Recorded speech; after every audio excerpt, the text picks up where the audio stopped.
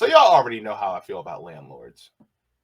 It's an antiquated, outdated, feudal system that should have went away into the ash heaps of history long ago. That's basically how I feel about it. I don't care what anybody says. People can say, oh, well, landlords, provide a service. No, they do not.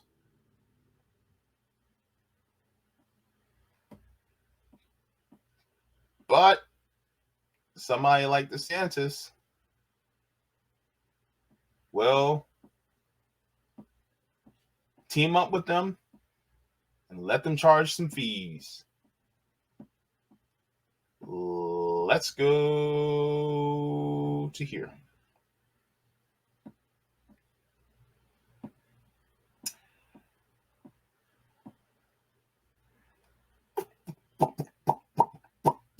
All right. So DeSantis signs bill to let landlords charge. No. Sorry. I'm broke. Says DeSantis signs bill to let landlords charge unlimited non-refundable fees. So this came out last month, right?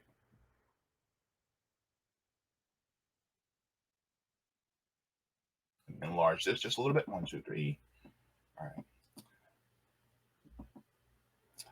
It says far-right Governor Ron DeSantis has signed an industry-backed bill that would allow Florida landlords to charge renters a monthly non-refundable fee in lieu of a deposit that opponents of the bill say is predatory and meant to exploit renters. The bill, HB 133, places no cap on the fee, which critics have compared to junk fees, meant that landlords can charge as much as they choose.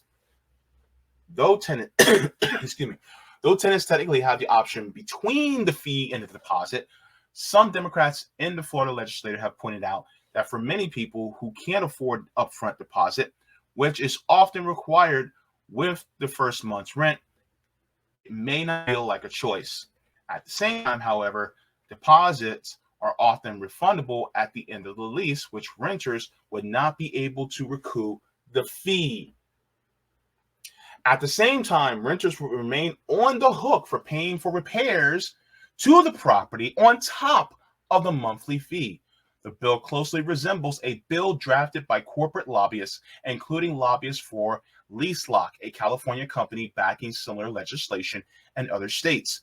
It was passed by the state legislature in April with Republicans and some Democrats in support. This is why I say they're all part of the same party. Says the Florida legislature also passed a number of other anti-renter bills this session. One bill signed by DeSantis in March bans local governments from implementing rent control initiatives and gives tax breaks to developers who set aside affordable housing units in developments. Another bill in HB 4. Oh, yeah, by the way, just to let you guys know. Yeah, rent control is now illegal in Florida fully. See, it was illegal up to a certain point, but now rent control is actually illegal in Florida. I live in Florida. Pray for me. So, and if you're atheist, then, send good vibes. But yes, rent control basically is illegal. I'm at a point right now where I'm like, man, I think every single tenant in this state should just stop paying their rent. Stop paying their rent. Force the landlords to become workers. Force them to be workers. Force them to have to get a job. Because unfortunately, they don't know how to do. You want to talk about unskilled. These same people will use money to buy extra housing and then force you to pay their mortgage and collect profit on top of it. And then, because you paid the mortgage on the housing that they own, they collect all the equity in it, and then you don't get to own it. You can live in there for 30 years And at the end, you still don't own it. You can't pass it on to your descendants because they own it. And you can't take out a mortgage because A, you don't have the good enough credit, and B, you don't make enough to put down a down payment. So who benefits? The landlord. Because they decided to use their money to buy an extra property.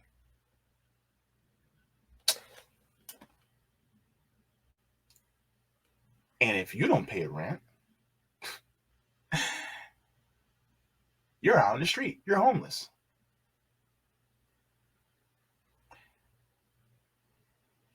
And if they don't have an extra house, they just become a worker. Who risks more?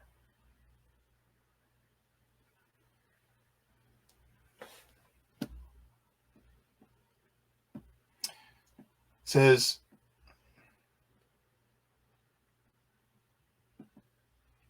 housing rights and progressive groups have raised concerns about HB 1417 and HB 133, saying that they would only worsen the state's housing crisis and give power and money to corporate landlords straight out of the public's pockets.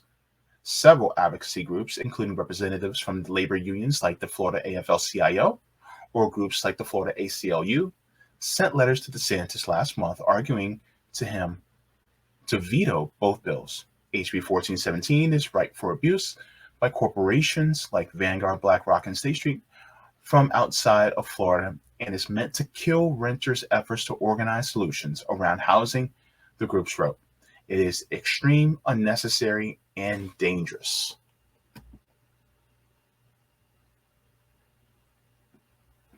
Says in their letter about HB 133, the groups wrote that charging fees is not a solution to helping renters who can't afford to pay upfront deposit and will only place them further into financial insecurity.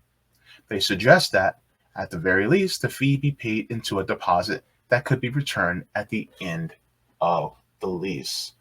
So instead of paying a deposit in a lump sum outright, you just make payments to make a full deposit that is refundable at the end of your lease. Thing is that this is just a way for landlords to get more money out of you above the fair market value. That's basically what it is. But they don't want you to know that. Let's say, hypothetically, you rent a place, right? And the rent is $1,500 a month. But you don't have money for a deposit. So a landlord can go, okay, you don't have money for a deposit? That's fine. I will charge you a $100 fee each month instead. So you don't have to pay the rent. So your rent goes from $1,500 to $1,600. But that fee never goes away. So let's say for a year you pay $1,500 a month. By the end of your lease, you had paid $1,200 in fees for that year on top of your rent. But guess what? Which would be equivalent to a deposit, basically. But then you renew your lease and you pay $100 a month extra on top of that. So now, since you started your lease, you've paid $2,400, which is more than what you would have done during the deposit. But you never get that money back. And what if you renew your lease for a third year? That's not outside the realm of possibility. But then you still keep paying the fees, which means this landlord is scalping you for even more. All because you had the misfortune of not having the money for a deposit.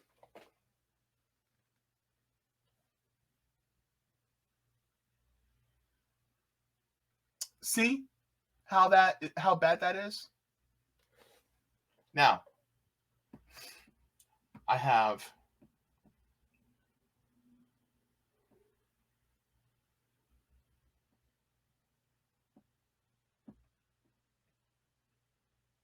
this to share really quick.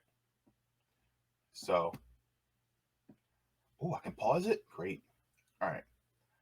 So let's put on the sound and let's go. Governor Ron DeSantis has now signed a bill that allows landlords to charge a monthly fee instead of a traditional security deposit. So I know that most of you are fully aware of what a security deposit is, but what I think most people are confused about is how much it is. Now, in most cases, it's equivalent to 1 month of rent, but in some cases, depending on how bad your credit is, how bad your employment history is, or any other derogatory items that may affect you, you might pay 2, 3, 4 months extra for a security deposit. So if your rent is expected to be $2,500 a month and your landlord is requesting first, last, and security, that's easily $7,500. If they're asking for first, last, and 2 securities, that can be $10,000. So as you can see, it can easily add up to a down payment on a property. So what do you think about this? Some people are pleased with the bill because they're saying that it's a great opportunity for tenants who don't have the money to come up with the security deposit all at one time. And there are other people that just don't like how it sounds. They don't like the fact that it's unlimited. They don't like that it's uncapped. It's not regulated. And the fees are non-refundable. So if that landlord decides to file a claim that you damaged their property, you would still be liable. As a full-time South Florida realtor for over a decade, I will always advocate for homeownership. But if you feel otherwise, comment below and let me know.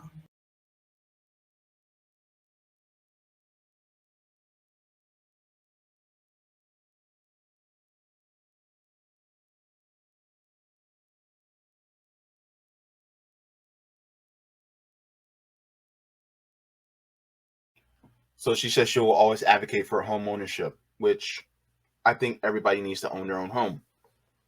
But I also think that everybody just needs to be given a home. The thing is that you should not be gate kept for housing, even if it's just like a 1-bedroom. You know what I'm saying? Let's say you have a building and it has a bunch of 1-bedroom and 2-bedroom units. Even then, I think you should just be given that unit. I don't think that you should be barred from having housing. And if you want something a little bit bigger within the system, until we get a truly egalitarian government, then yeah, I mean, we're going to have to transition. During that transitionary period, then yeah, go ahead, purchase a house. But as far as rent, things like that, like, no. Mm-mm. You either buy or that's it. Renting, yeah, no. I don't think so. I think you should be able to purchase, and I think it should be a lot less than what it is. But that's what they're doing. And it's going to harm a lot of people. And it's going to harm a lot of people that's not in Florida because they're not here yet. And I'm going to show you guys why.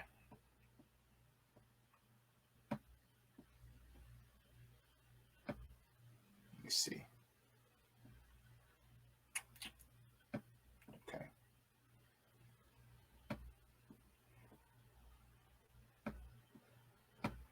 Okay.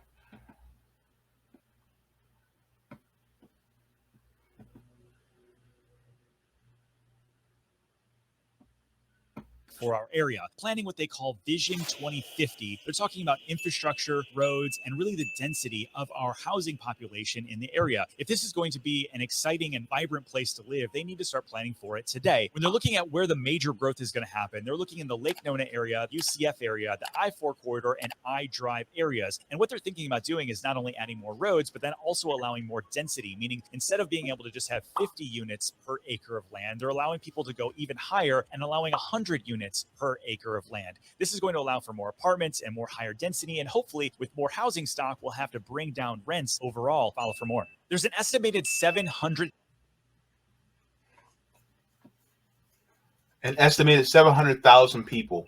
people moving to Orange County, Florida over the next 16 years. And that's a lot of people. And laws like this coming in, this is what's going to affect them. It's going to definitely affect me. Because now that this law is going to be in effect, well, I might need more patrons. It's just crazy. So that's what's going on here in Florida with DeSantis making this happen.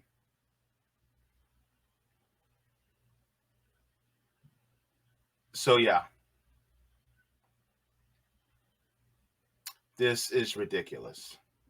And this is why we need to change the system. This system is horrific.